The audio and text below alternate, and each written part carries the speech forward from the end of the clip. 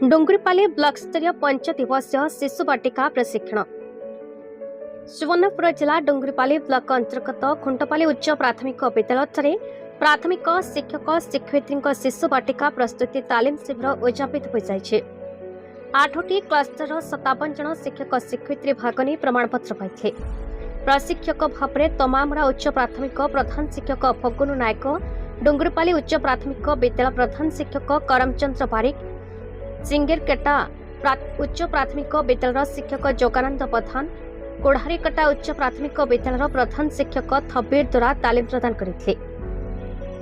नूतन जातीय शिक्षा नीति शिशु बाटिका श्रेणी छात्र छात्री को शिक्षादान लक्ष्य और विभिन्न कौशल विषय विभिन्न अधिवेशन माध्यम आलोचना होता।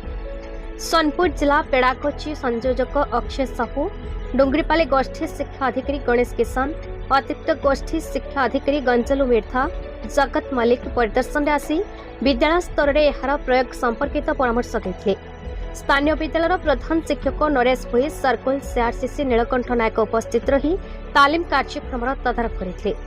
स्थानीय विद्यालय सीआरसीसी शिक्षक शिक्षयित्री और कर्मचारी माने सहयोग करते।